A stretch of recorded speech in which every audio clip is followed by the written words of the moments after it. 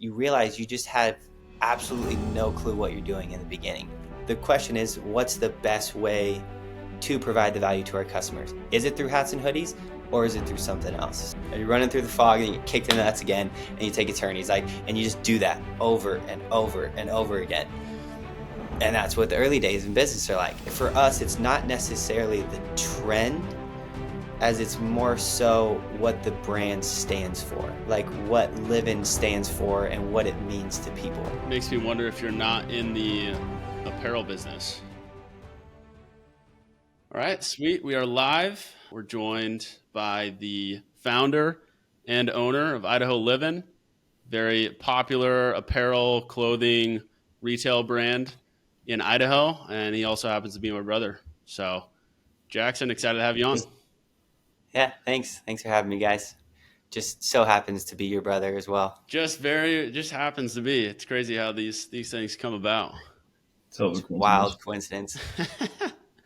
All right, so we're just talking about a little off recording, Jax, but I think giving the listener and Jake and even I, even though you're my brother, have a lot of context on how you started and how the business started, where it's at, how it's going. But I think Jake, the listener, even me for sure, can get a lot out of just hearing why you started Idaho Livin, how it all came to be, some of the early learnings, and we'll just have a big conversation about it. That's cool.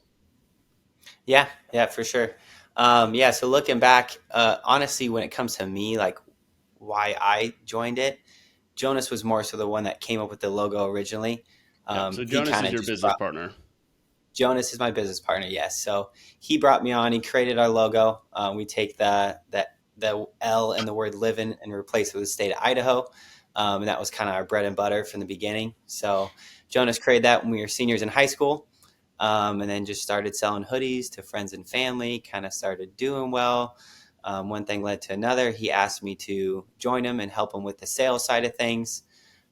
He wasn't very much a talkative person at the time.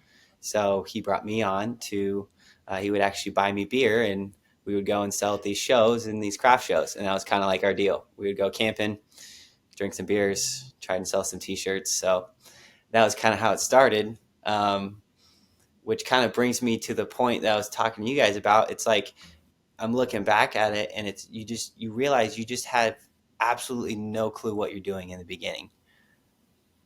No matter how much, and I was even thinking about this, it's like, especially in a business context, like certain decisions we make, no matter how much time and effort we put into like what we think is going to happen, it almost tends to never work out that way.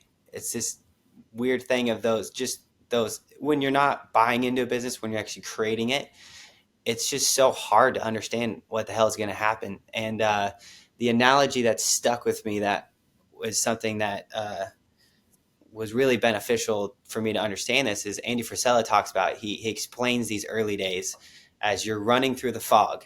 And you're just running through the fog. You have no clue where you're going, and then you get kicked in the nuts. And you take a left turn. And you just keep running. And you're running through the fog, and you get kicked in the nuts again, and you take a turn. He's like, and you just do that over and over and over again. And that's what the early days in business are like. And it's like, I'm sitting there, I'm like, that is 100% correct.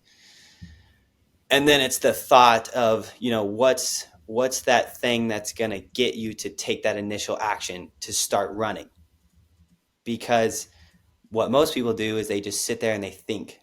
And they sit there and they think what they need to do, and they're either planning or they're worried about what route's going to be the correct route, and they don't actually start running through the fog, and they're scared to get kicked in the nuts. And it's kind of this feedback loop that I was just playing around with, as understanding like that's what worked well for us and everything. So I love it. I wonder, what were some, or do you have any examples of the early days, you and Jonas? Like, what were some examples for you guys of those situations? Getting kicked in the nuts, is that what you're referring to? Just that whole loop of one. Yeah. I mean, maybe just kind of walk Jake through the initial story. I kind of know it, but like the actual story of Jonas coming to you, and maybe how, like, some instances there where it was why, like, Jonas comes to you and asks you to join his business. where was your head at? Why even join this guy? You didn't know anything about business either. So like what got you to Yeah, take action and start that? yeah.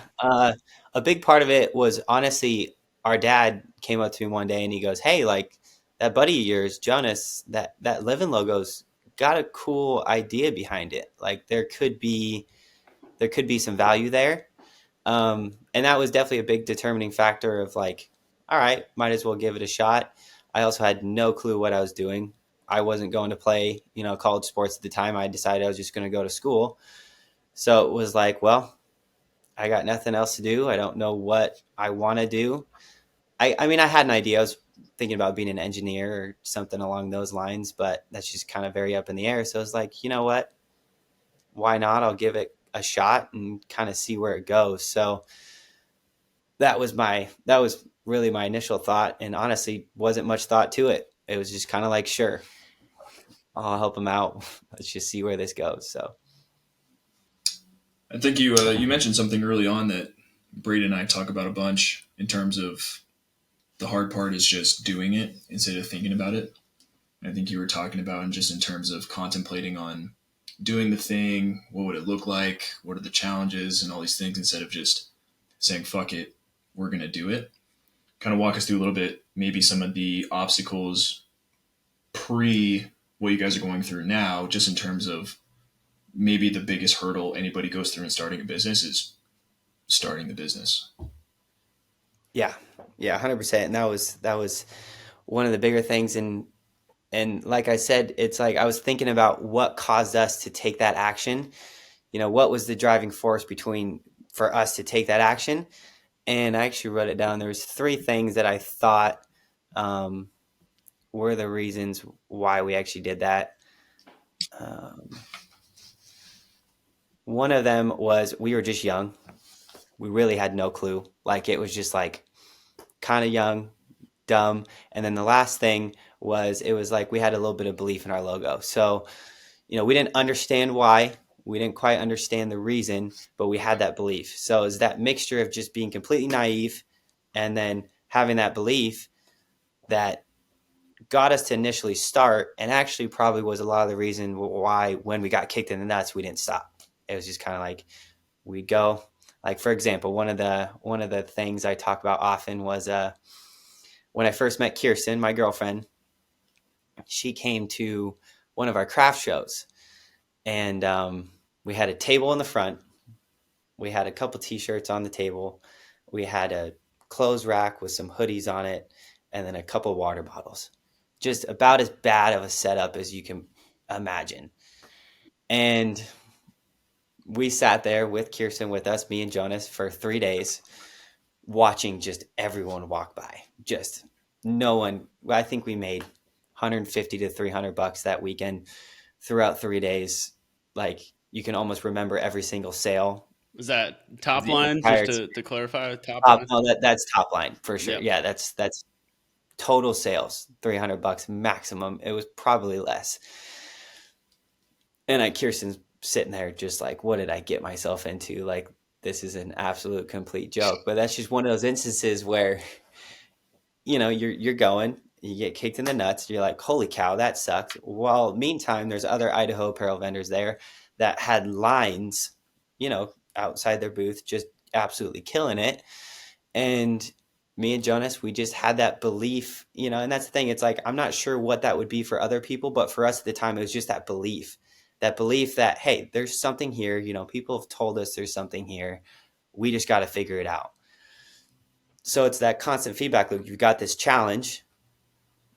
You got to convince yourself to take the action. For us, that action was going to these shows, like actually getting out there and talking to people, which is another topic of the whole, how do you test this, right? And like you've got this hypothesis, like I have this logo that I think has some merit to it. How do I test that at a low risk? And then how do I discern what those results were, and if what was the problem with those results, right? Like, was the problem our logo? Probably not. Turned out to really not be our logo. The problem was our setup, the way we were presenting it, all those sorts of things. So, yeah, that whole feedback loop.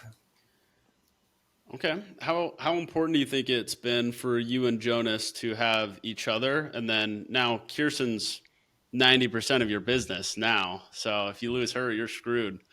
But how important has that Even for a been? month. So we're screwed for sure. How important has that been to have somebody else in it with you? And do you think it would have been different if it was just you, if it was just Jonas? How do you think that would have changed things? Yeah, I think that helps a ton for sure because, when it's just you, it's easy to quit. It's easy to, when you have those sorts of shows, just, want to hide in a corner and not deal with anyone because that's the kind of the feeling you get. You're just ashamed. You're just embarrassed. Like you're just sitting there watching everyone walk by. You're just like, what am I doing? Like, I just need to get out of here. I need to go. When you have someone with you, it definitely creates that sense of accountability for sure.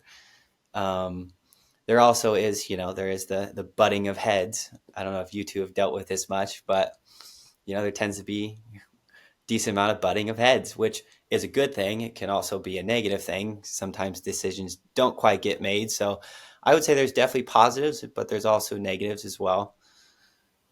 Um, it usually tends to be, from what I'm starting to understand, you need more than one person to build anything of any sort of real value. So Well, it seems like you we didn't two. know that. I was gonna say, it seems like you two both have your own separate skill set too that contributes to the overall vision. And you mentioned he's more of like an introverted, more creative individual, and you're more of the extroverted person doing more of the outbound activities per se. So it seems like at least there's like a alignment with what you two are good at, which I can imagine helps. Yeah, we're very different in that aspect. So it works like I'm very financially driven. So like I understand numbers. I do all our books, all the accounting sort of thing. I understand, profit and loss, all that sort of stuff. He could care less. Like he's just the last thing on his mind. It's the last thing he ever cares about. So that's just one instance of, that difference. And that's a thing a lot of people talk about is you cannot be in business with someone that is the same as you. And it worked out for us in that way as well, is that we were different enough to where his skill sets mesh very well with mine. And yeah, that's been another factor for sure. Do you think there's a mutual respect between you two and each of your own what you take ownership of in the business to where if Jonas says, "Hey, creatively this is the direction we need to head," or you do you find yourself respecting more of those decisions from him and you handle more of the other decisions and he respects those as well, or how does that dynamic work? Could be better for sure. It can't be perfect. Yeah, there's definitely been times where, we, like I said, we've been butted heads. And for us, a lot of those decisions are decently big decisions, like in terms of what logos we're going to come out with, right? That's a huge part of our business is, what logos do people want? And we haven't done the best job of making data-based decisions so far. A lot of it's been feeling-based decisions and just kind of listening to customers and like we've been at this many shows, we've had this many people tell us this thing kind of deal instead of like doing a better job of like writing it down like this many people have told me this thing or even creating like some sort of Facebook group kind of gathering customer data that way based on what they like. So it's been a lot of feeling-based decisions and there's definitely been a large amount of butting heads on like, I really like this logo and I think that logo is crap and is going to make our brand look like we're a bunch of children kind of deal. So there's been that for sure. And we've each had our fair share of like, I was right and you were wrong. And he's had the exact same thing um, happen again. So I would say there's been a good amount of that. Kind of what I tell him now with the creative side of things is because I do understand that is his realm. But that is my argument now is like, hey, like I'm okay with you making decisions, but I want it based off of real things. Like I want it based off of actual data. I don't want it based off of feelings. I don't want to be like, oh, I just feel like this is it, dude. Like this is going to be the one. I'm like, give me a couple reasons why. You got to give me at least a couple reasons why, and then I'm willing to let you kind of do your own thing. So that's the dynamic we're in right now. Whether or not that's the right one, we'll see. but that's kind of where we're at right now. So You brought up a good point right there, and something I was curious about is with the clothing industry changing. I was just curious how you two bounce ideas off each other, or even just come to a agreement, which you're kind of alluding to right there. Maybe some of the headbutting, but with just like the evolving market, different changes, different themes, or what do you like trends? I know Idaho maybe has their own deal up there, but just kind of curious how you guys are navigating that, or even aligning with that, or keeping up with that. yeah, it's an interesting. It's one of the things we're actually going to spend a couple days here soon, and we're going to go on a like get an Airbnb somewhere and just spend this entire time just like going through this and thinking about this. But it is a tough balance because it is always changing. Not so much in Idaho as somewhere like Florida or California. Like we're not really in like the fashion in that sense. Most of our revenue actually comes from hats, and people in Idaho, they love their trucker hats and that sort of deal, and that's kind of the niche that's worked out for us, which we understand well. Hoodies do really well for us, and it then becomes the question of what is the value that you're providing to your customer, because like for us it's not necessarily the trend as it's more so what the brand stands for, like what Livin stands for and what it means to people. That's where we haven't had to focus so much on trends. People come into our store and they've had this life experience. Like this lady came in the other day and she had a near death experience, and Jonas said she like came to tears explaining this story to him and like how much our logo like means to her because of that story, and we're really starting to understand the value on that side of things. So our logo has actually been a blessing in that sort of things because we haven't had to constantly keep up with trends. Yeah, we got to come out with new stuff and you got to change it up and you got to figure it out, and we need to do a better job of that. It's actually one of our focuses for this next year, but just really understanding where that value is coming from. It's like Lululemon, for example, their value is coming from strictly quality, right? That's what you're buying them for. You're buying them for quality. And then versus, a brand like us, you're buying it more so for the feelings, for the idea, for that sort of thing. So that's a big focus moving forward for us, is just locking that in. Like, what are our customers buying our stuff for? What are the customers that come back to us often that love our brand and love what we're about? What are they buying it for? And just really understanding that. So Almost makes me wonder if you're not in the apparel business, Jackson. I've thought about that before too, for sure. Um, yeah, no, it's a good question, and it's one that we have played around with. What are your thoughts on it further? Yeah, just if people are buying Idaho Livin for that feeling, for the brand, for the associations they have with Idaho and all the great things about it, is a t shirt or a hat the best way for them to get that? I don't know. Maybe there's a better way for them to get that. Maybe there's a better way for you to provide that. 100%, and that's actually been a topic I've been thinking a lot about lately, for sure. Um, it's almost as if the hats and the hoodies was the first medium, and that we kind of understood and that we got into.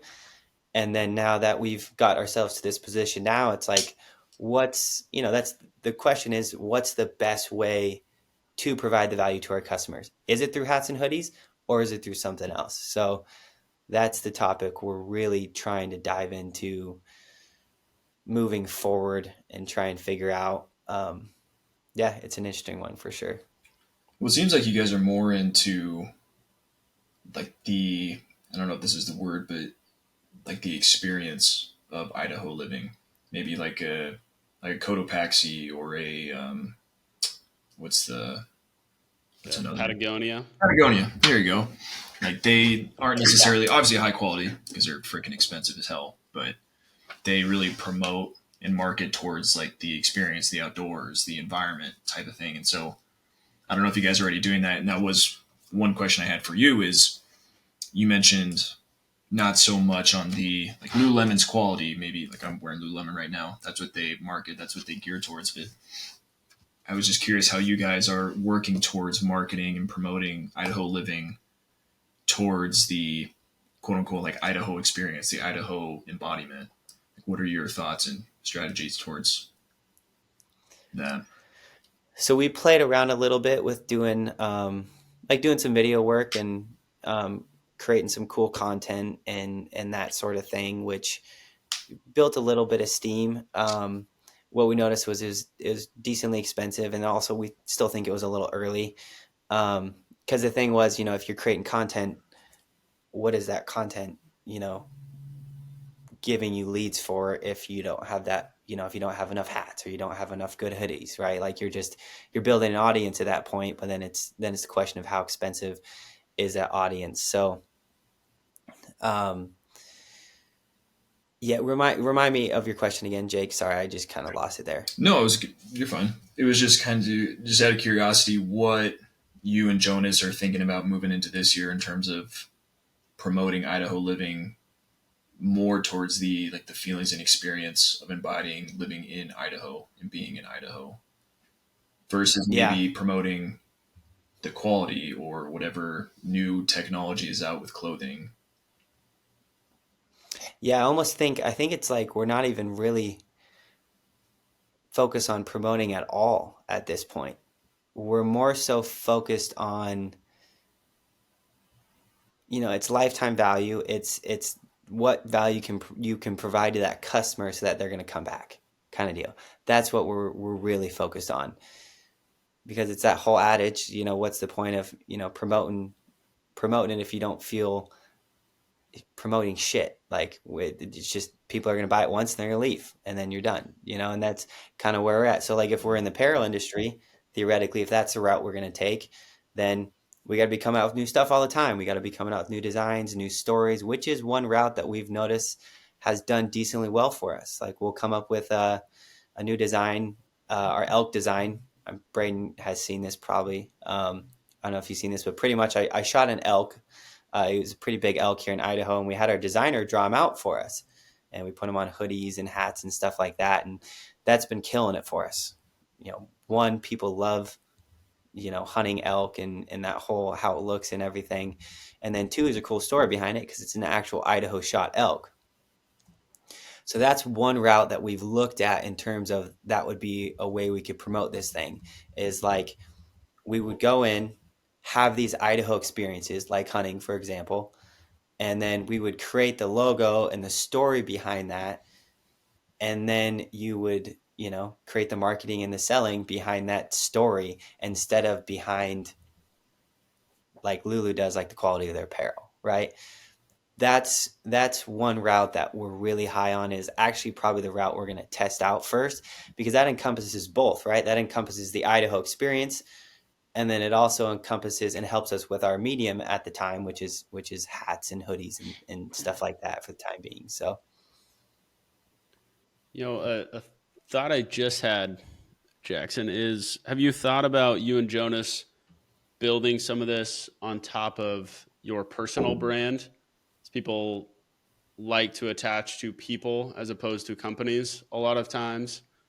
And have you thought about using your personal brand to to build the brand for Idaho Living as well? And you're able to create a lot more free content that way. I feel you don't have to have the $1,000 production type videos that you were trying to shoot for the brand.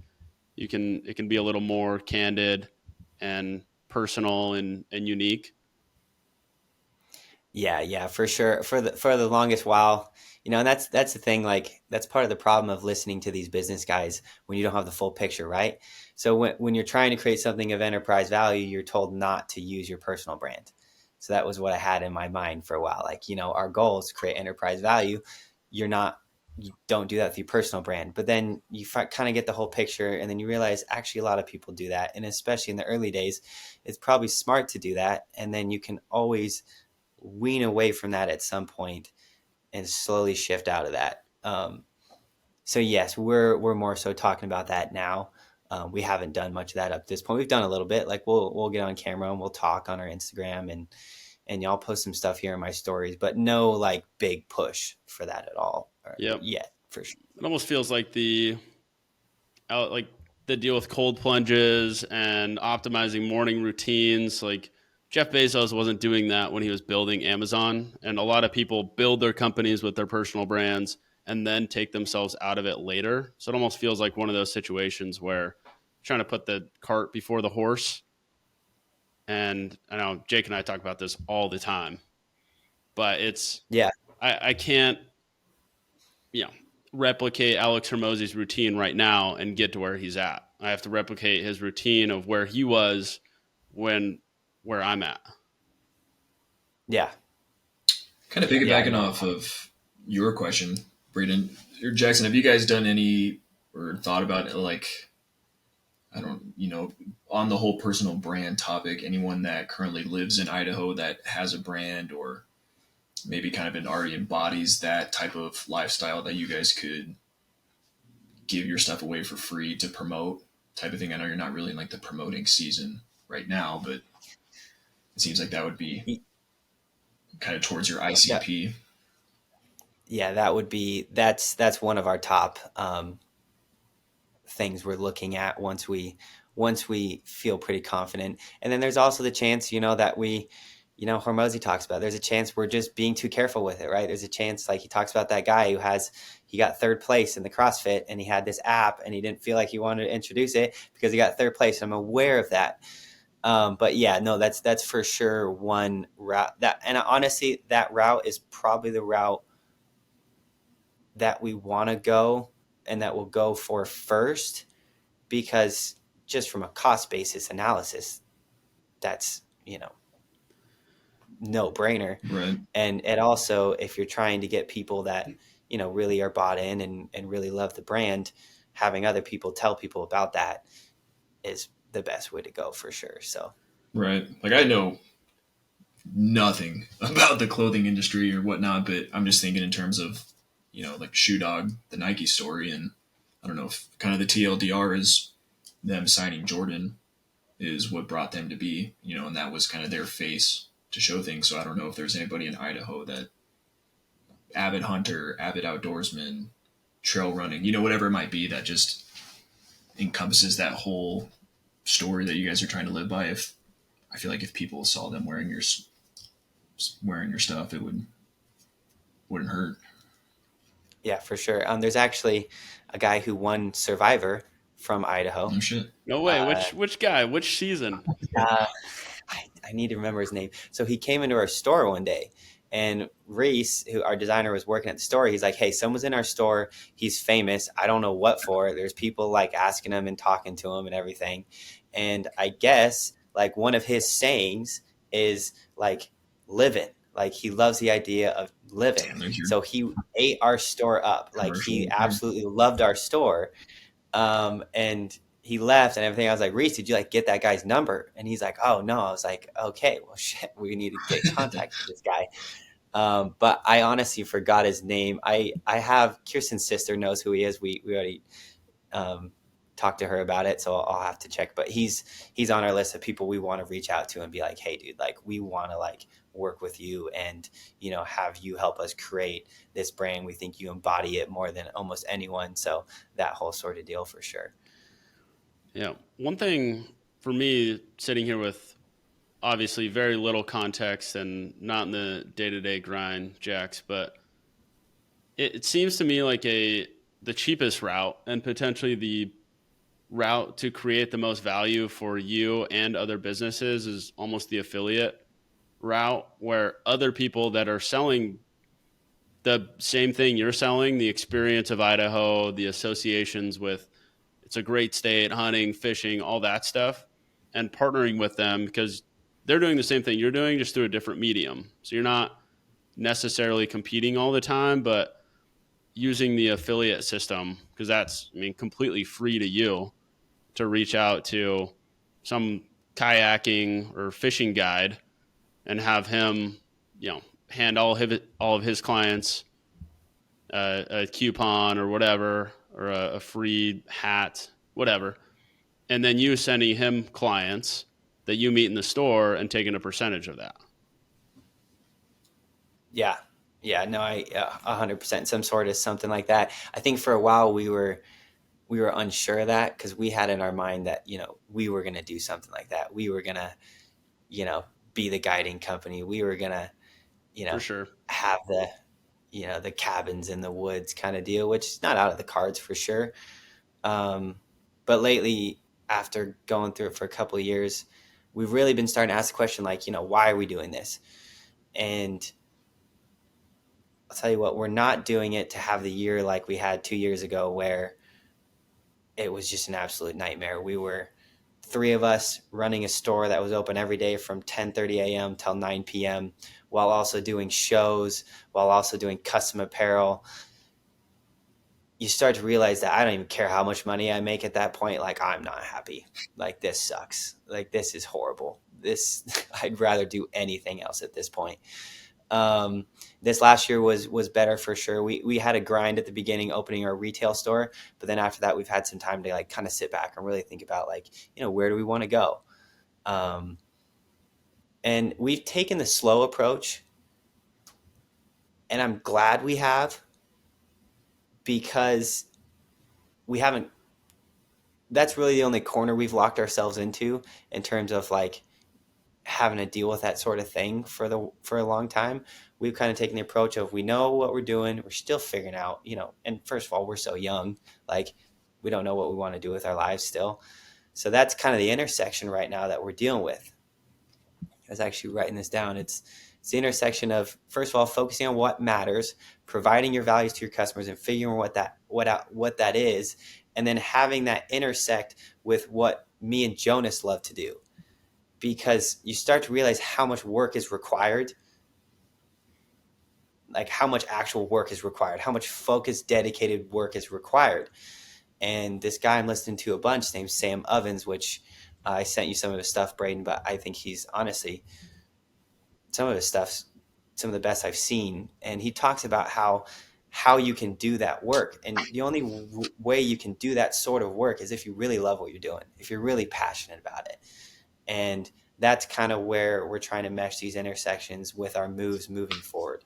Is like, hey, we're aware it's going to be a grind. We're aware it's going to be nonstop and focused and dedicated all day. Let's make sure that that's in line with what we enjoy. So that's kind of where we're taking these steps moving forward to make sure that aligns. It's a great point. Jake and I have talked about a lot with the podcast in particular. Of we spent decent amount of time up front, a couple different hour long discussions trying to find our niche and really niche down and what are we going to talk about. When people talk about our podcast, and it was named completely different 3 or 4 times over, now we settled on the Spar, I think is the one. But we like, what's our niche? What are we going to talk about? Oh, if we talk about this and then this, it's going to be disjointed. And then kind of settle on now where let's just do whatever the hell we want, and whatever people like to consume from us, that will come to light over time. And then we'll just do more of the things we like to do that other people like hearing from us. So instead of trying to manufacture some niche or fit into some niche that's already there, why not just do whatever the hell we want? And then it's going to take longer to pop off for sure. But once it does, it's something we already want to do. It's not something that we did without wanting to do it. And now we're stuck in this niche that people view us as. And you don't even We like don't it. even want to do, like, we don't even want to wake up and do it. And it's actually, talking about that, that's the same feedback loop, right? Like, instead of spending all this time trying to, think and plan out what niche you're going to be in, you guys just did it. And then in doing it, you'll eventually find it. Or you'll figure out, hey, it's like this whole loop. Like, you kind of plan a little bit. You got to have some idea. You got to have some control you're going for. Then you just got to do it. And then you figure it out, and then you adjust. You start running through the fog, you get kicked in the nuts, and you take left. And it's just literally that over and over and over again. It's just this crazy thing that I've been thinking about today. Like, that's what it is. And I think that's where most people fail, is they don't start running. Just start running. Yep. It's not going to be good. You're not going to get it right. It's going to be shit. Like our first shirts were horrible. I don't know who bought them. I feel bad for the people who bought them. We probably should have given them away for free, in all honesty. So, but yeah, for sure. Yeah, That's another awesome. thing That's that just, we kind of hone in on too that I think is relevant is just playing on a longer time horizon. So like obviously we know now podcast wise is this is a thinking in the terms of a decade long play. So transitioning from thinking in days to where it might feel like every day you're getting your ass beat, but on the longer time horizon, if you're playing the long game, it's just focusing on the activities rather than the outcomes needed. So if like you and Jonas, if you guys can enjoy the activities needed that it would make it unreasonable you guys would be successful, that keeps you guys in the game longer rather than just looking at the day to day or the weekly like fuck man, like we just can't figure this out. But if it's you guys can look back and see continual progress, think about it in the sports analogy or even just whatever, Stutz told us what was it? We had 5,000 views or something like that. Yeah, we're like 10,000 now. Yeah, but that Yeah, day I logged in and it's like, oh fuck, we got 5,000 views. like that's no Crazy. money. That's not a million followers. Like there's nothing really involved there, but like that's progress. So it's like I can live with that. And I think if anyone can get in the mindset of that switch of thinking on a longer playing field and just focusing on the activities rather than really what's happening as a result, sooner or later, if you keep doing the things, stuff will happen. So it seems like you guys yeah. are already in that direction.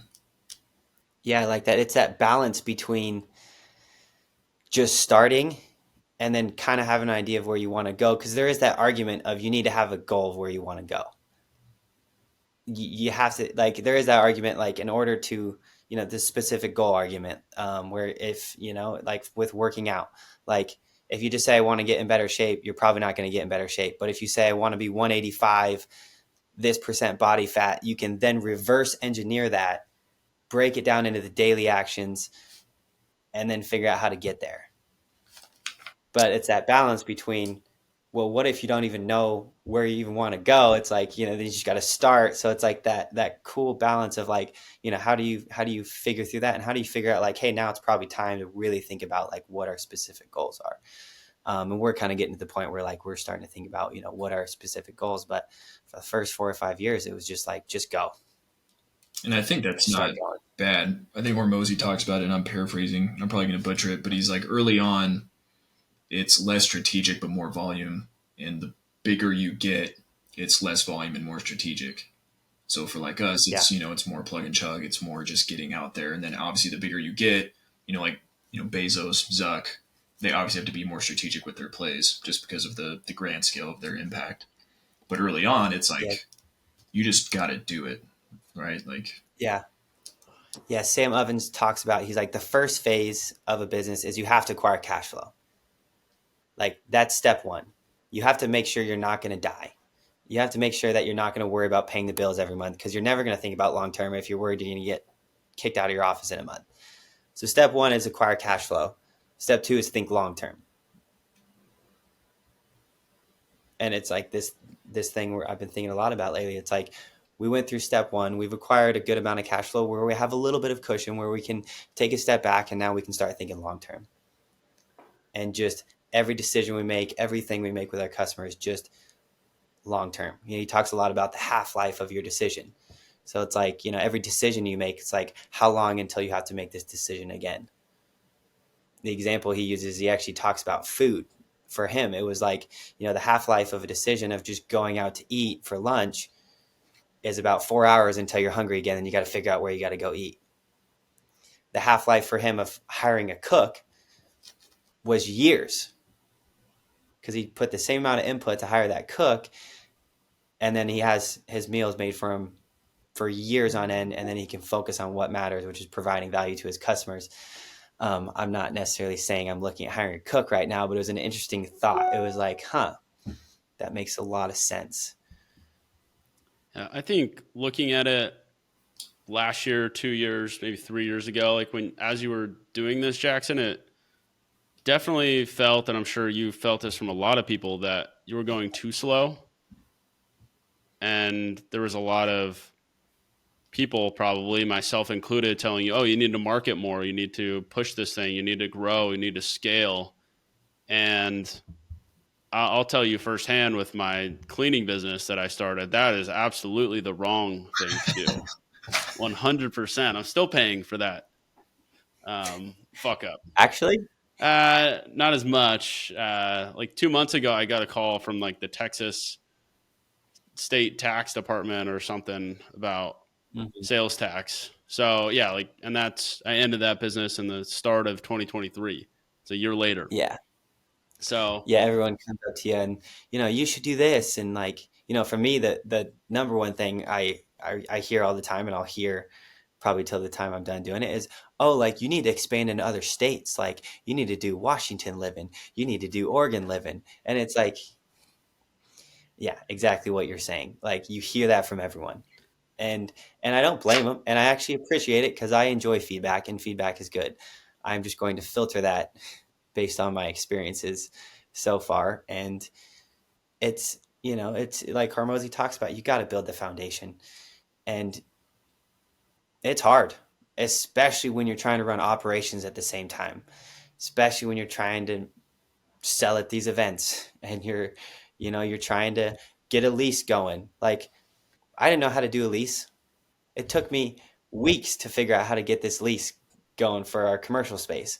And then all of a sudden we're opening up a retail store and then I got to build a display because we don't have 8 grand to dump into a nice lit up t-shirt display. So I have 6 days where I'm like, okay, I got to figure out how to build a light up display that has storage at the bottom. I don't know how to do that. It's just like these little things that, they get, but I guess that was just what I was saying in terms of those things kind of get in the way. But yeah, it's that foundation building is so much more important than people think. And I am okay going slow because I felt what it's like going a little bit fast 2 years ago and it sucked. And there's no shot you're going to grow if you back yourself into a corner like that and you don't know where to go and you have to deal with operations all day and you've picked a business that is hard to hire for.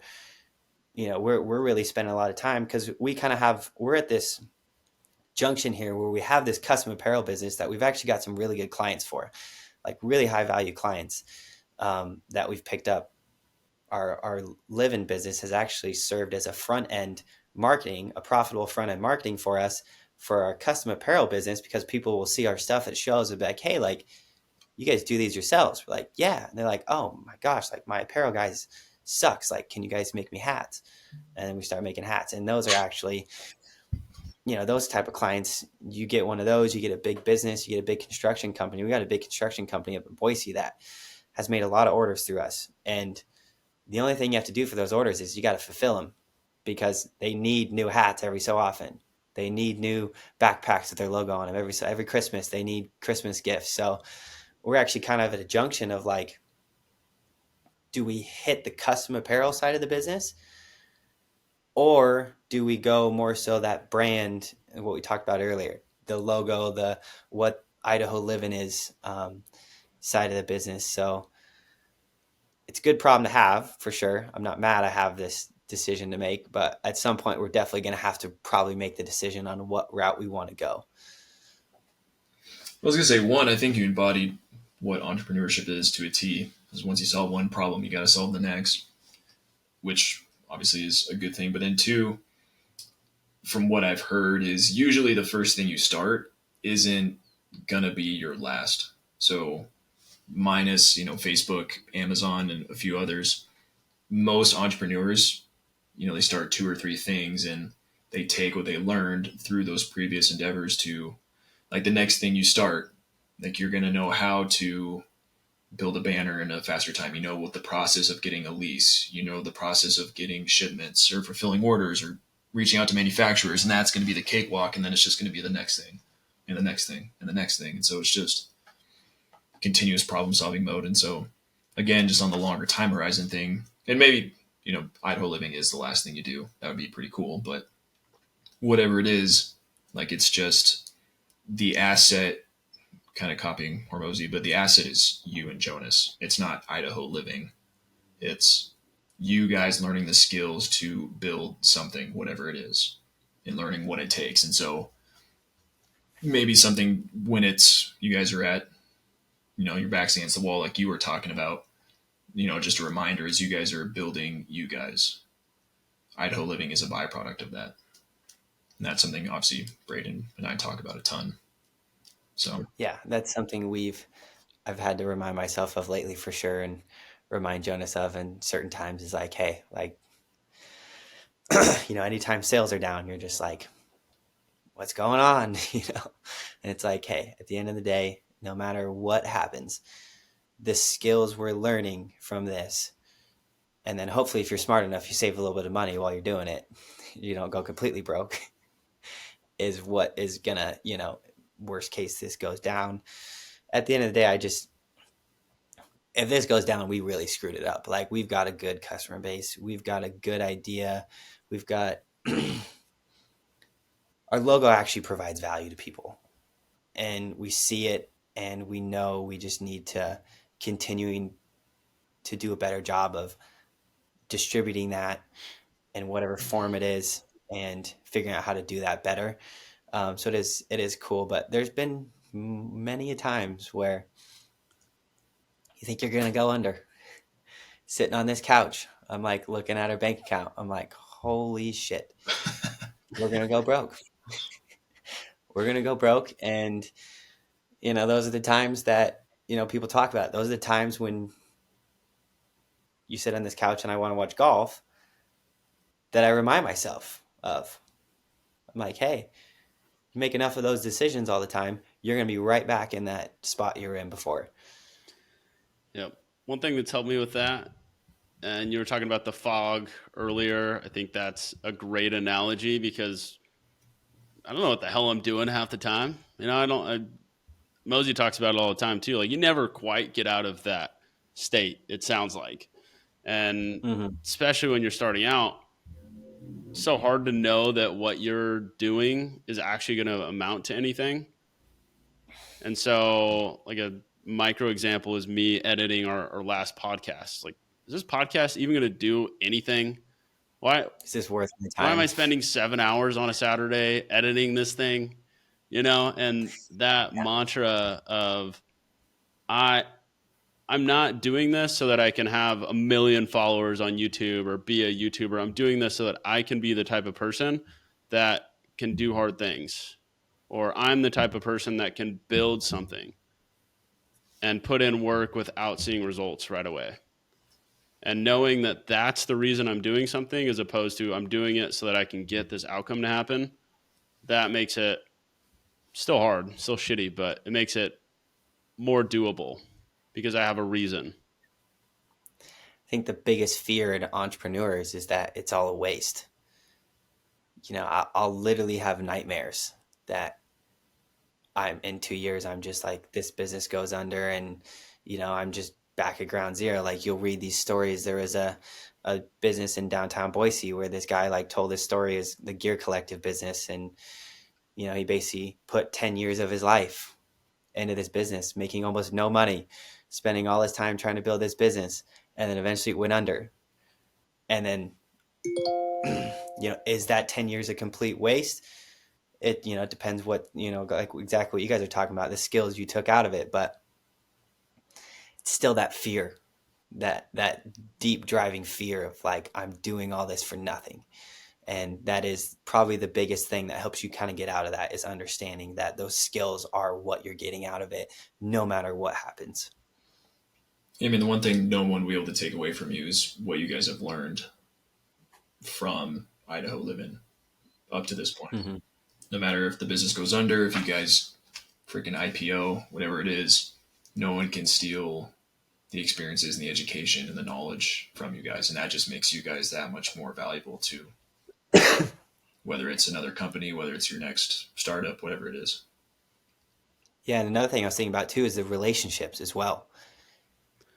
You start to understand that Absolutely. I was just going to all say these that. people. Yeah, I go Yeah. home, Jax, and I've been out of Idaho for quite a while now, 5 or 6 years, but It's crazy, Jake. I'll go home and everyone knows Jackson. People come up out of nowhere like, "Oh, what's up, Jackson?" They don't even know that, like, who the hell I am, Or wash and it. it's crazy. Yeah, Yeah, it's so I think all of the relationships you have built too are invaluable for sure. 100%. And almost there's a question of like, I've been thinking about like what matters more, right? Like, let's say I get to choose between having all those people in my life or making $100 million and not having any in my lives and being by myself. I'd probably choose those relationships because I start to think about like those are what really make you happy, making a difference in people's lives, and younger kids coming up to you and be like, honestly, like you inspire me. That is so much worth more than the money tenfold. And a lot of the reason why I do it too is for that personal, it's not necessarily for that. That's kind of a byproduct. A lot of it is like I want to push myself, I want to, I you want to, it's that self-discipline. You want to see what kind of person you want to be, proud of yourself when you look back. Hormozy talks about it. Your 85-year-old self, you want to be proud, like, hey, I put in the work, I gave it my best shot. Not even gave it, but I did what was required. I pushed through the times when I thought I literally couldn't do it anymore. I woke up at 6 a.m. and went to bed at 10 for 2 weeks straight, getting ready to open this retail store. Like that's kind of what you do it for. But it is that interesting thing. You think about like, what is the end goal, right? Like, is it worth, there's that whole balance of like, do I go out this weekend and hang out with people, or do I sacrifice that towards this end goal of, selling the company for how much? And then it's that question of like, you sacrifice that enough going out with those people and meeting and being around those kind of people enough. What is that 100 million worth?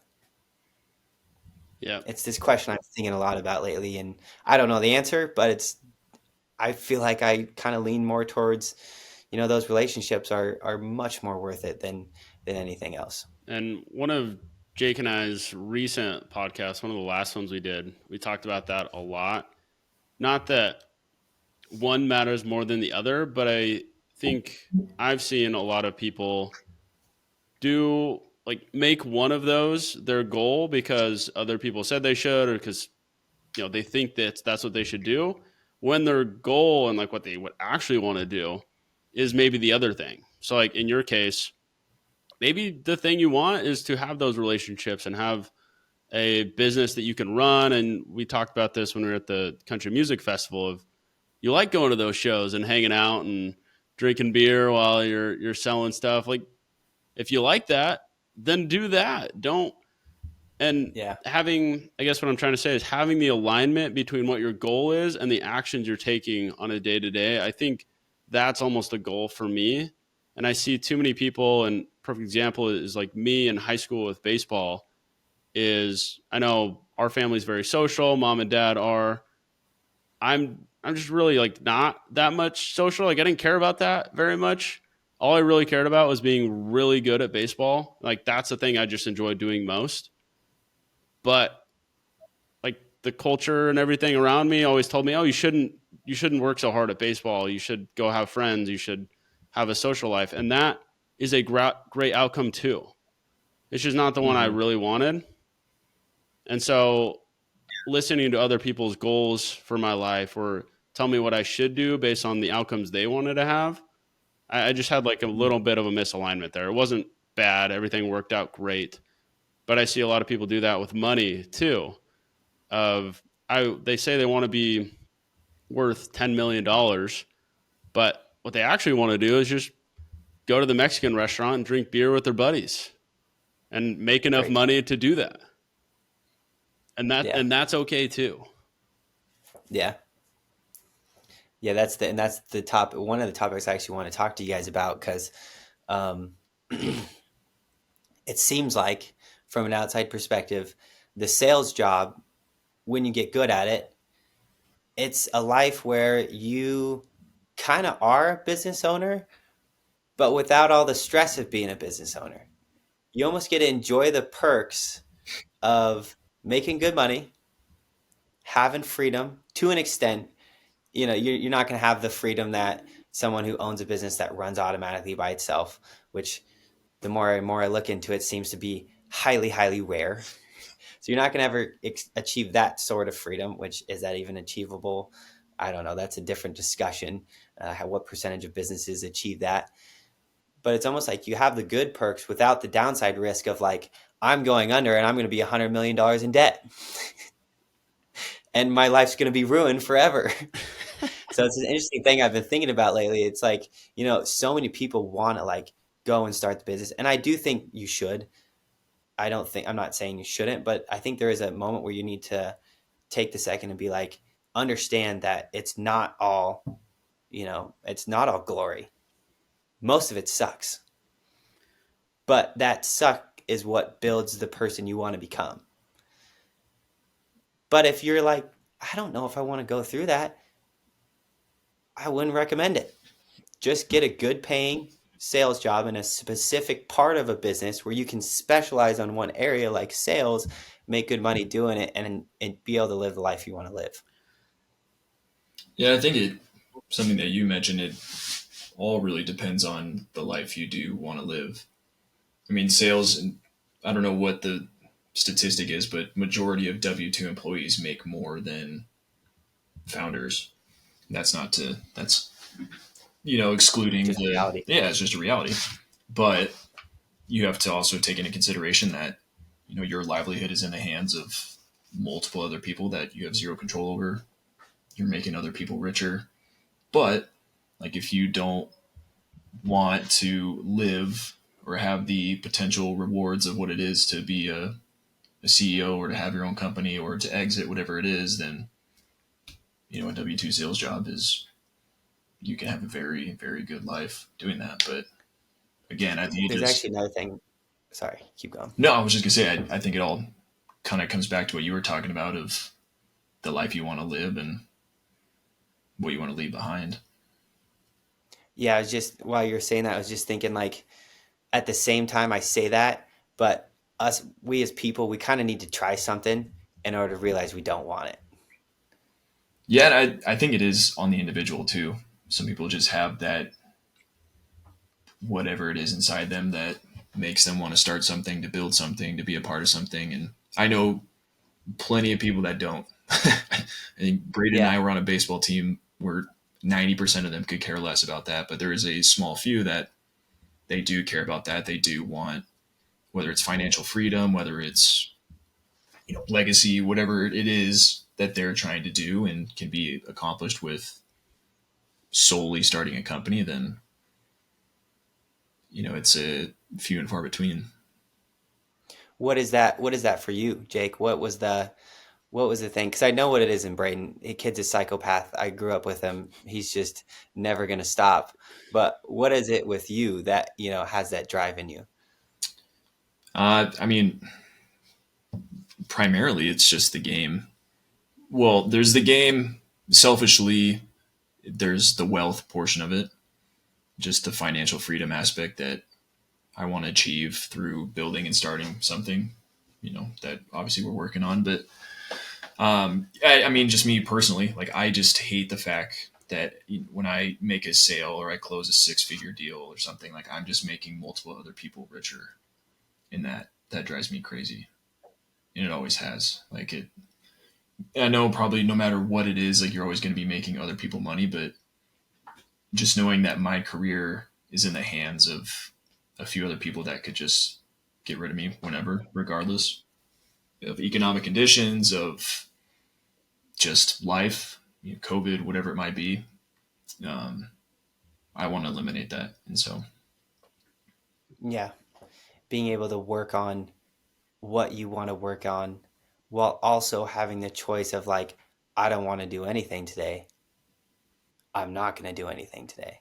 yeah, I mean, like, it's not like I don't care to be a multi-billionaire like Bezos or anything like that, but to get to a point in my life where I can do what I want when I want without ever having to worry about any type of financial repercussions. Like, if I want to wake up on a Monday and go play 18, and then on Tuesday work from 7 a.m. to 9 p.m., like, then I'll do that. And so like that, Mm-hmm. obviously that lifestyle is a goal and a drive, but I think just the aspect of being a part of the game and playing it, I think is what interests me the most personally, which I think Braden and I both align with. Yeah, I've done a lot of thinking about this recently too. With Jake, you and I talked about it again in a different podcast, but I've had to really recalibrate like what I find enjoyable, Jackson, because I don't I don't think I'm a psychopath, but I don't enjoy a lot of things other people do. And Yeah, that was a little aggressive being your little no, brother, but for sure, maybe I am, but I have had to think through for myself because I've spent a lot of time doing things because other people do them and they find enjoyment in them and I should too, but I don't. So I like had to kind of recalibrate and sit down for the past year and a half and figure out what do I even like? What do I enjoy? Not what other people enjoy that I want to enjoy, but what do I actually enjoy? And I think when I look at all of my previous experiences where I've had a ton of fun and actually gained a ton of value from the experience, it always comes down to competition is involved. And whether it's golf, baseball, football, basketball, sales, entrepreneurship, it always comes down to a massive goal with constant iterations and competition towards that goal. And so I've just had to break that down for myself to say that that's what I find enjoyable. I don't necessarily find concerts that enjoyable. Like I wish I did, but I don't. So the thing I enjoy most, I told Jake the other day, is like seeing my to-do list fucking done. That hypes me up more than any concert can get me going. And other people might not feel that way, and that's okay. very few probably do. Yeah, and that's fine. That's fine.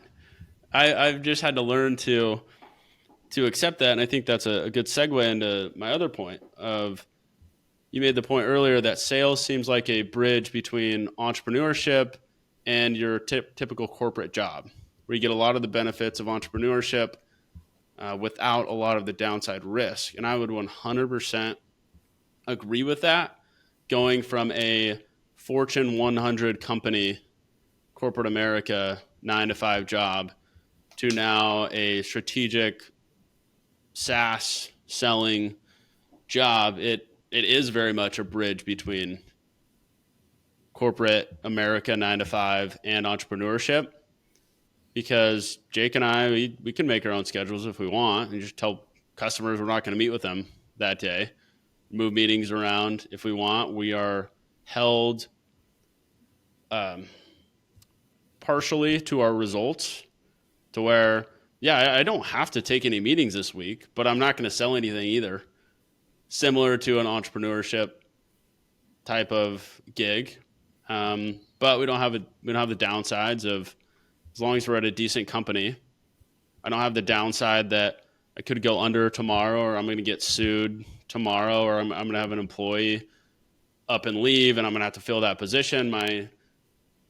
The breadth of problems that I solve is very narrow. I'm not building a t-shirt rack one day and then doing financials the next. Sometimes the same day. Sometimes the same hour. The same 15 minutes. Yep. But the other thing is that I don't get to participate in as much of the upside. So I don't have as much of the downside, but I don't have as much of the upside. And so I think that's a critical thing too for me to continually think through, is as I'm looking at opportunities, not just looking at them because other people do them. I don't want to be an entrepreneur just because other people want to be an entrepreneur. I don't want to just work 9 to 5 because other people want to. Like, what do I want out of this opportunity? And I think I think it's been really beneficial for me to do that. And for you in your situation, like every opportunity is different. You can be an entrepreneur and only make $30K a year. and, like you said, grind your ass off and barely make ends meet. And you would have been better off if money was your goal to take a sales job. Or there's other people that are in sales roles that would be better off being entrepreneurs based on what their goals are and what their opportunity vehicles look like. Yeah. Yeah. I definitely agree. And it just goes back to that whole thing of, finding, what you want to do. So therefore you can work hard at it. With you like figuring out what, thing you want to do in order to create that you guys enjoy. So therefore you can put in the however much time it's going to take. Usually ends up being a lot more than you actually think to get there. And it'll I make a think, cool story someday. what was that, Jake? So then it'll make a cool story someday. Yeah, that's true 100%. too. I think back to baseball, Jake and Jackson, obviously, this high school baseball, but the days where you just want to throw your bat through the wall when you get home and you just want to quit baseball and it's all over. And then you wake up the next day and you're kind of like, yeah, let's go lift.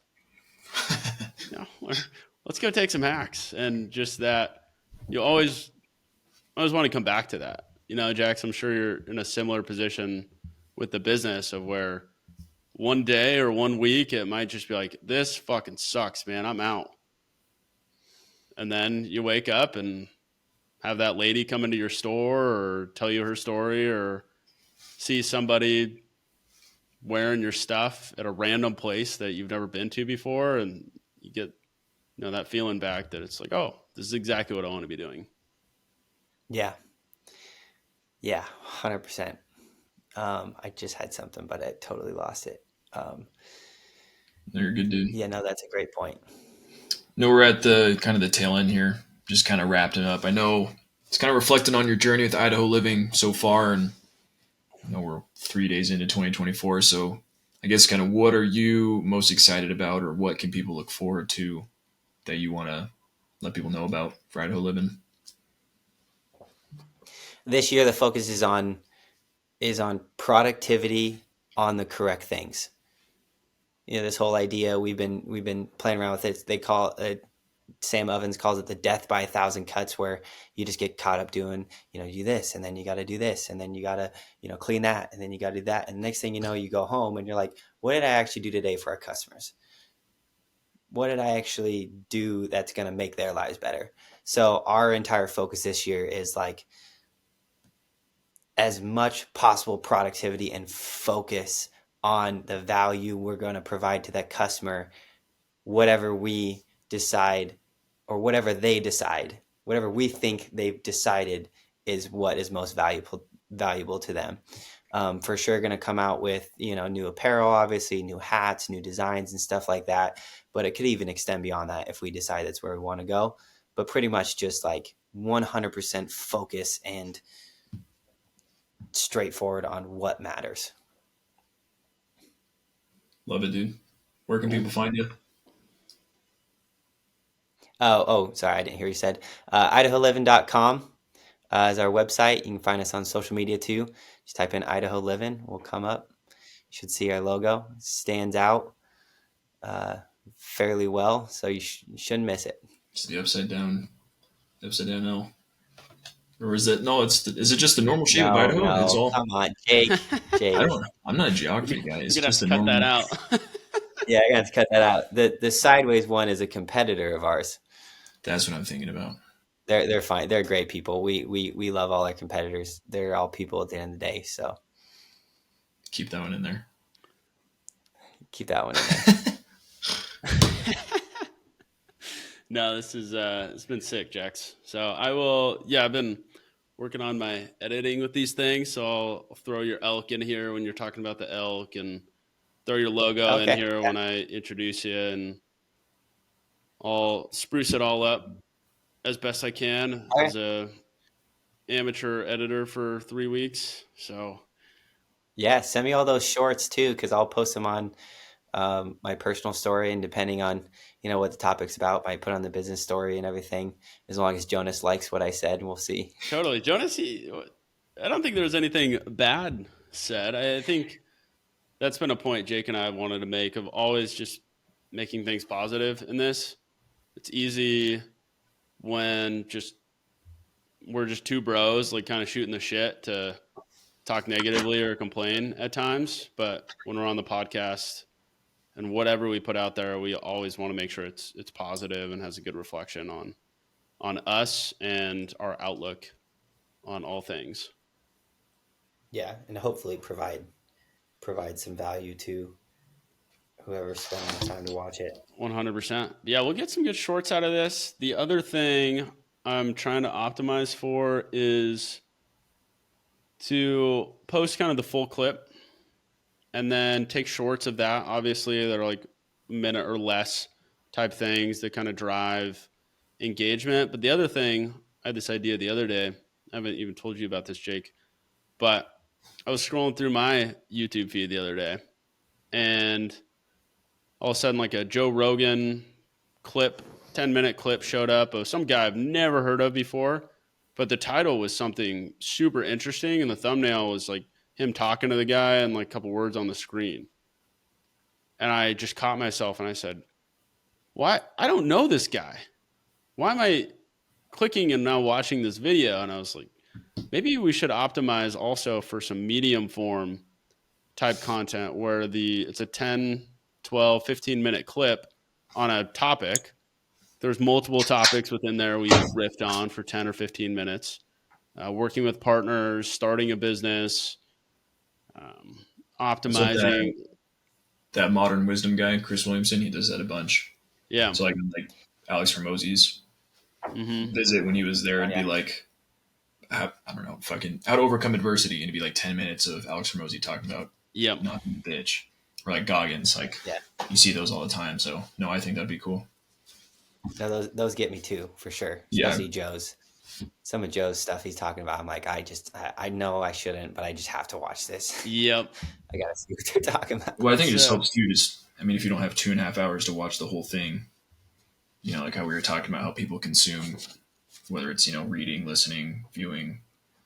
So if break it down into bite-sized chunks, like this was an hour and a half. If you broke it down into like 10 to 15-minute clips, it might be easier for people to consume, or like they can see what they want to see. So no, I think that's cool.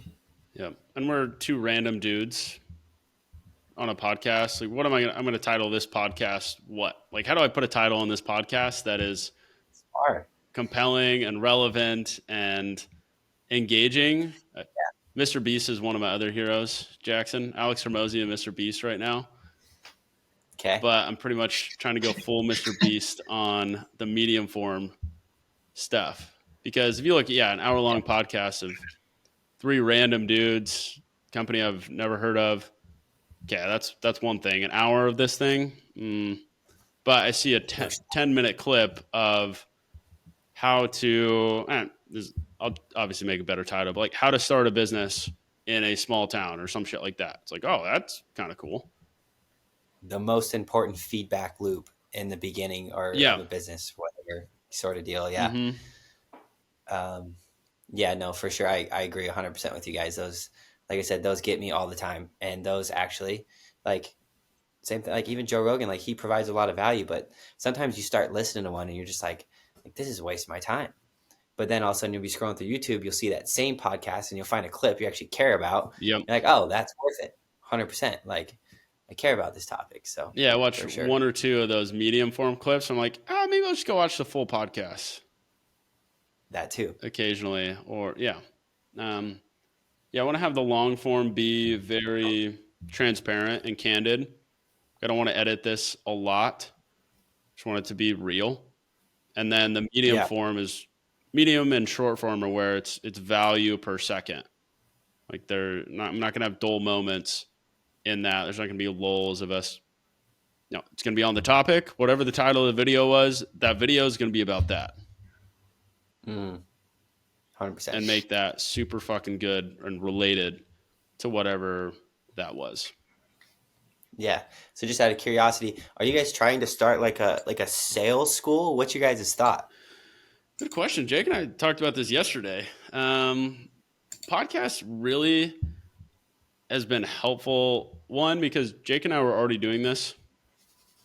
Now we're just recording it, basically, is the only difference. So we figured since we're already talking for 4 hours a week about the stuff we care about, we might as well just record it and turn it into something. So that's one. Two is like so helpful for us to have these conversations and being able to even talk to you. I learned a lot in this hour and 15 minutes, and you're my brother. I talk to you all the time.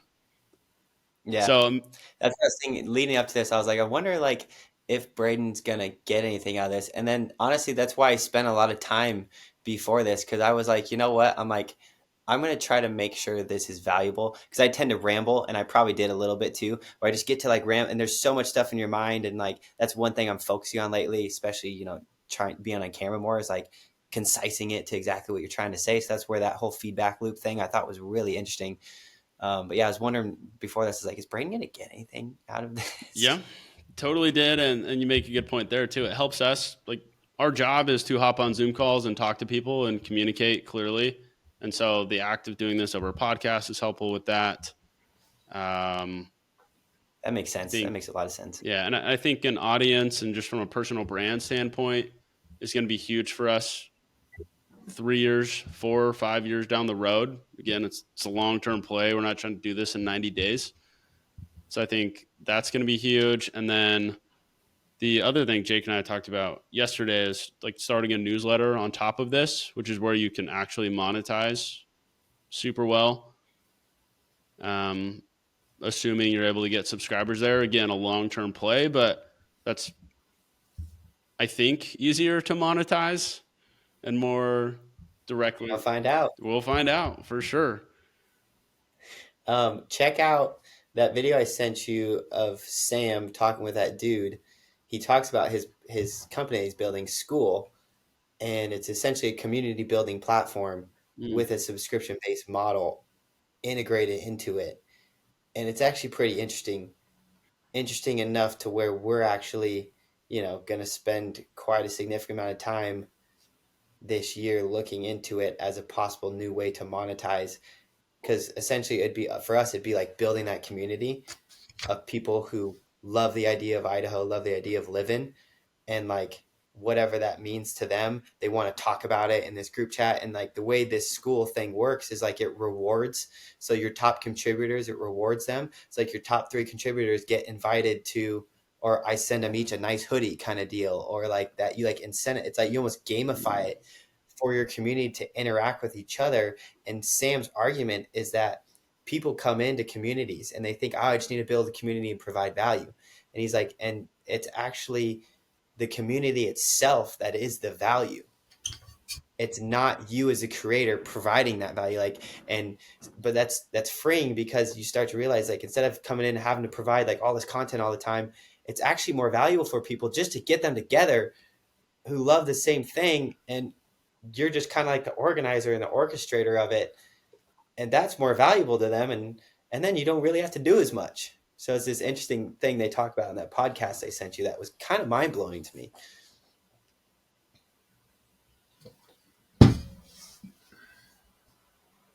It's crazy. Jake, you got any thoughts?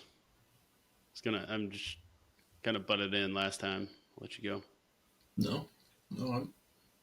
Yeah, I've used School Jake, what before, position were Jackson, Isn't that a couple what times. isn't that what we used for the That was cleaning for company?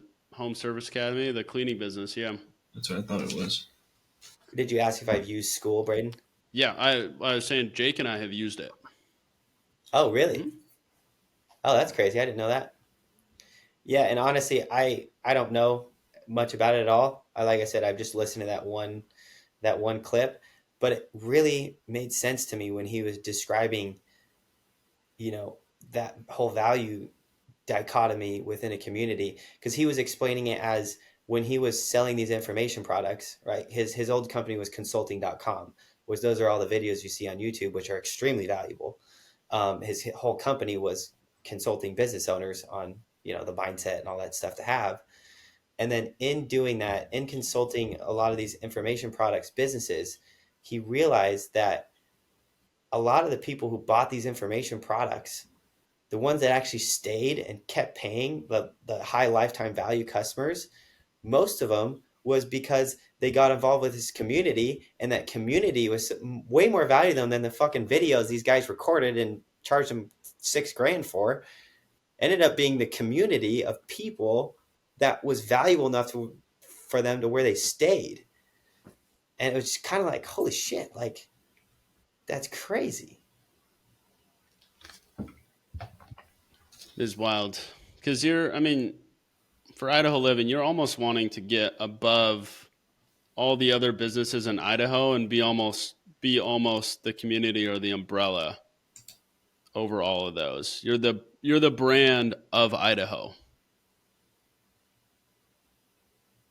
Yeah, I mean that's a route for sure. That's it's one stop to that right now is the fact that I'm 24 years old and people are looking at me like, get the fuck out of here. But like, that is like, right, like that's what we think. That's what we want to be. And then I also think I'm like, do we deserve that? I don't know. Doesn't matter. Um, You don't have No, to deserve it. yeah, exactly. it's fair. You do the things to get that outcome, still have it. Yeah, I think because this is another thing I was thinking about, just our difference in sales. Like your guys' sales, what gets you guys stuff sold is, like you said, the clear communication, these Zoom meetings where you're very concise. My sales is I'm sitting there drinking a beer with you, I and Yep. Go ahead. and then you're like, this guy's freaking dope. Like, I love your story. Like, I'm gonna go buy a couple hoodies and then tell all my friends about it, and then they're gonna buy a bunch of hoodies. Like, it's just an interesting, different dynamic of what has worked for us in the sales world, and probably why our personalities are the way they are at this moment in time.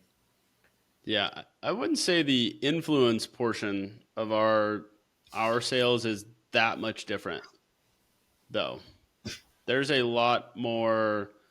I don't know, Jake. You correct me if I'm wrong, but I feel like I do a lot more project manager type work once I've completed the type sales type portion with the person. It's almost, Jax, just for your um, context. It's generally we meet with somebody and then we have like sometimes 5, 6, 20 more meetings to end up making the sale. But first couple meetings are like, that act of influence of getting them bought in on the solution. And then it's a lot of way different and strategic after that for sure. But um, different in a lot of ways. But I'm curious what your opinion is, Jake.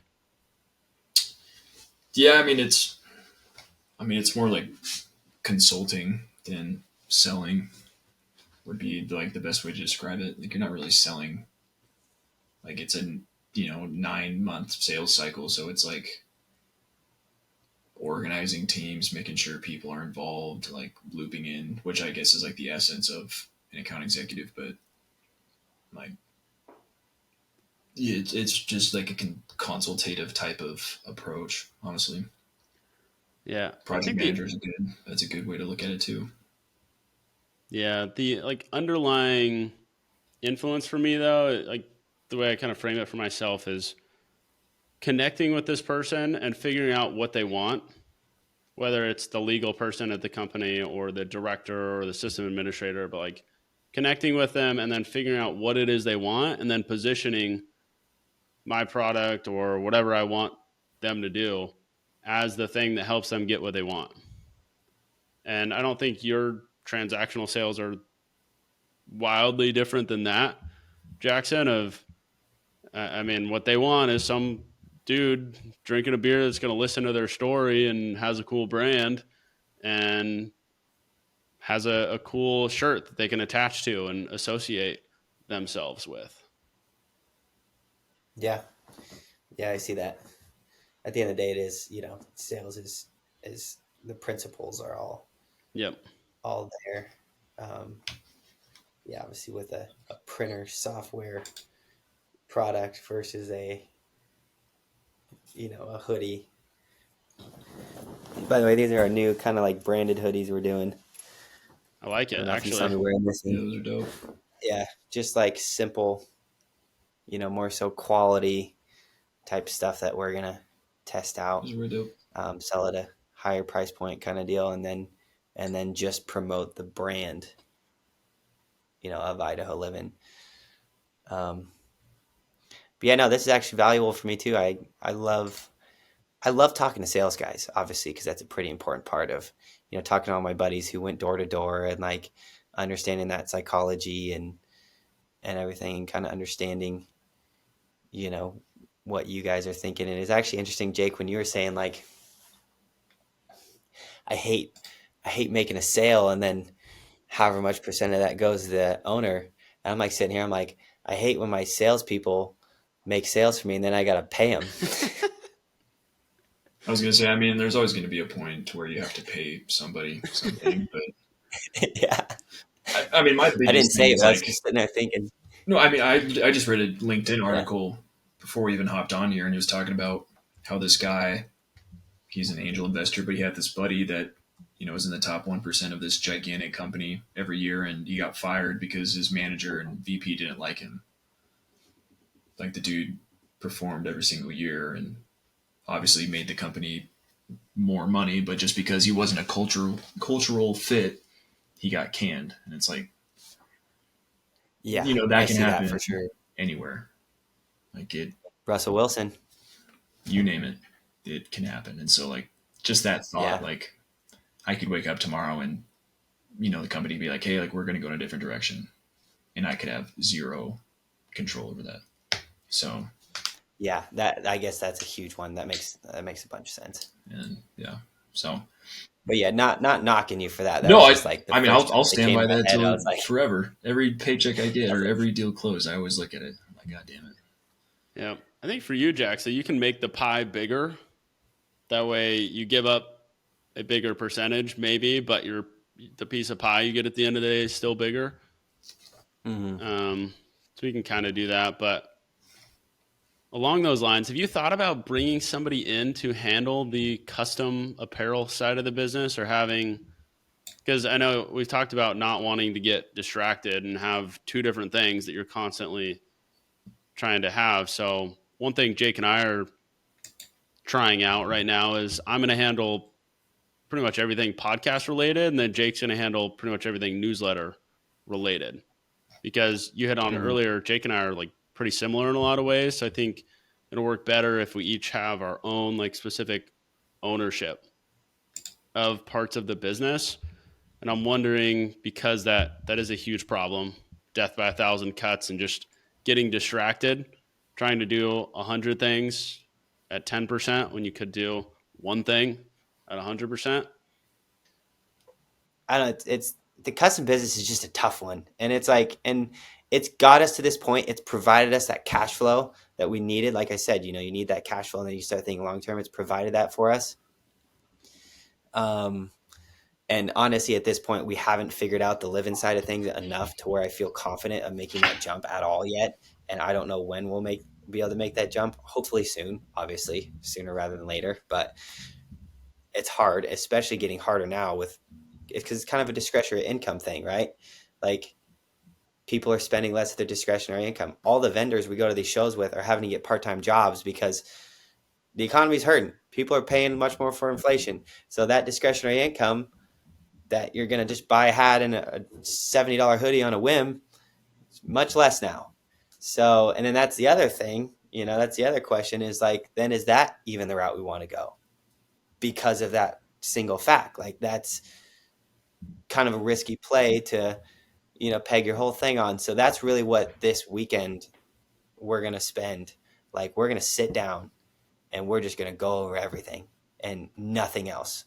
No other distractions. Like all these things I'm blurting out and shoving you guys' face right now. Like we're going to write them out and like, these are the different routes. These are the risks, these are the things. And then literally like figure out what we think our best approach is and then start that feedback loop, start that action loop. Fuck yeah. Yep. Yeah, it's cool. And that's the cool part about it. Like when you start to figure it out, that's the addicting part.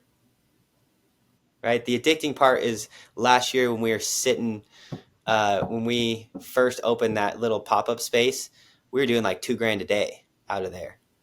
And then like we open the pop-up space the second day in, Kirsten's running the store for us, and me and Jonas are sitting at the bar getting fucked up, like taking shots, and we're making $2,000 20 feet down that way, and it's not because we're selling.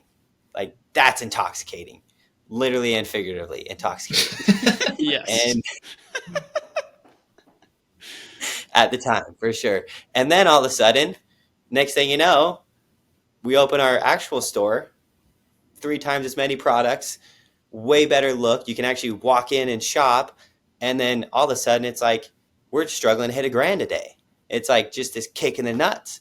So it's just like exactly what I'm saying. This whole feedback loop of, it's like, think one thing's going to be it, put all this time and work, and then you think you make it. You're on top of the mountain. You're the baddest fucking guy ever. You're going to ride off to the sunset and golf all day and drink all day and make a shitload of money, and next thing you know, you're grinding again. If you enjoyed the video and you're willing to help out 2 dudes you've never met before, then click this button to subscribe. You will help us more than you know, and it only takes 2 clicks. Then click this video to watch more.